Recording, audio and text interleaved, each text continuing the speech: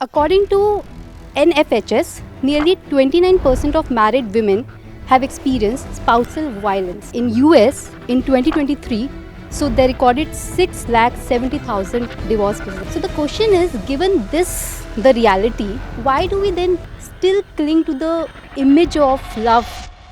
What is it that we frequently are made to experience? We are made to experience the romantic dream.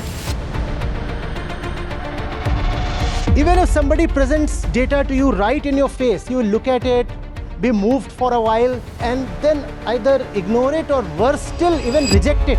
What you call as your choices are not your choices. You have been forced.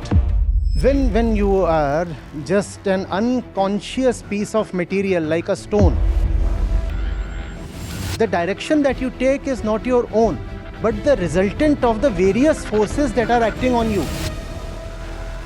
And then you get married, and then you have kids, and that's what is called the happy life. You have been lulled into a very compelling dream. It's not at all difficult to wake up from the dream. All that you need is... Namaste, Acharya Ji. So, firstly, I want to thank you for writing this book. I'm sure many of us here need this, and I certainly needed this book. So, firstly, thank you. I was just reading this book, and there's a chapter that struck me. I would like to quote it. So, this chapter number 84, and that says, "We don't love people. We love the ghost of our imagination until reality shatters the dream." So, I would like you to help me understand this. But before that, I would like to quote some data here. So, according to NFHS, nearly 29% of married women have experienced spousal violence. According to NCRB data, and that's in 2022. Family problems were the single largest cause of suicides in India. I repeat, single largest. And that's not just in India. In US, in 2023, so they recorded 6,70,000 divorce cases, and that's a big number, 6,70,000. So the question is, given this, the reality, why do we then still cling to the image of love that's there in our head, in our mind? As long as you do not know who you are, you do not do anything. It's almost like asking, why does the stone roll in that direction? The stone doesn't roll. It is kicked. We don't do anything. We are forced. But when a stone is kicked, it is very obvious, right? The event is there, out in the open for all to see. The stone has been kicked and is rolling in that direction. But among human beings, things are subtler, though in the same dimension. What you call as your choices are not your choices. You have been forced, but in an unconscious way, in a civilized way. You are presenting this data. This data is something that, let's say, this audience might have encountered for the first time or for the third or fourth time maximum. Do you hear of these things? Right? Facts, numbers, statistics, comparisons, data gathering bodies, their names. Do you hear of these things very often in media or anywhere? We don't. What is it that we frequently are made to experience? We are made to experience the romantic dream. Right? Yes, fantasies. If you look at India especially, majority of the movies that we watch are about a man and a woman. When you are experiencing that movie, is there somebody alongside quoting this data to you? No, not at all. Right? So, when you are just an unconscious piece of material like a stone, the direction that you take is not your own, but the resultant of the various forces that are acting on you.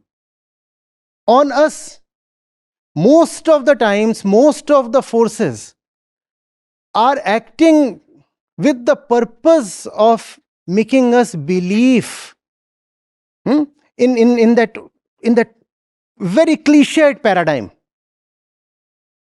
You grow up, you get education of some kind. Mostly the dream is about professional education, right? And then you get married and then you have kids, and that's what is called the happy life. And that is repeated again and again and again and again, and so very often that that it just gets into you, right? It's like the stone being kicked again and again in the same direction, and the stone has no volition of its own. The stone has no free will of its own.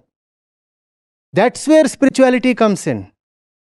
It's not about adding something to yourself, it's about coming alive.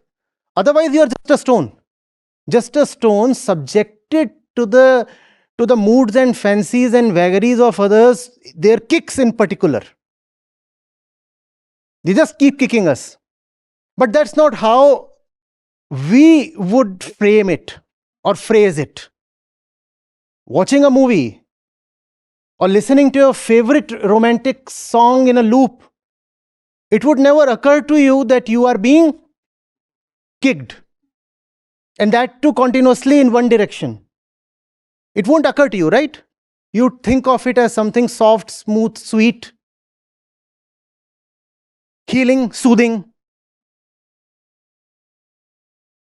And that's what, once you take it as sweet and soothing, you will subject yourself again and again to it. And then intermittently, even if you came across this data, this impact, this effort, this spraying of water on a sleeping person's face will be largely ineffective. Those drops of water will be too few and far between. You won't wake up. You have been lulled into a very compelling dream. Even if somebody presents data to you right in your face, you will look at it, be moved for a while, and then either ignore it or worse still, even reject it. You may say this data has been compiled by, forces that want to destroy the family system. They have been funded by aliens. Right? These data compiling bodies, do you know who is funding them? Why are you so gullible? They are funded by those from Jupiter. Or you'll be called an anti-national or anti-this or anti-that or something. Anti-tradition.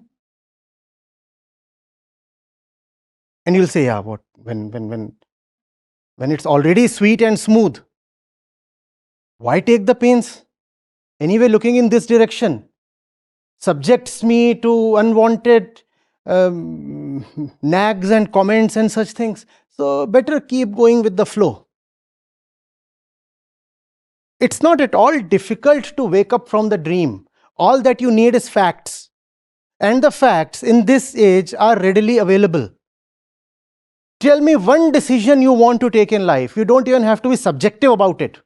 Data is available because you're not the first one about to take that decision. Millions before you, hundreds of generations before you, were faced with the same dilemma and had to make the same decision. They made that decision, and you can benefit from their experience. All that data is available. Why don't you just look up? But we won't look up. Something within us knows already that looking up is dangerous. So we'll just proceed as per impressions and beliefs. I think this is a great thing to do. I think enrolling in that particular course is wonderful. No, you're not the first one enrolling there, right? Look up. What happened to those who enrolled there? What are they doing now? Any critical thing in life. I want to enter this industry. I want to go there. I want to do this. I want to practice this. I want to enjoy. I want to get into that method of treatment of my disease. Whatever. Are you the first one? Data is available. And with AI, not just data, but even analysis is available. Go for it.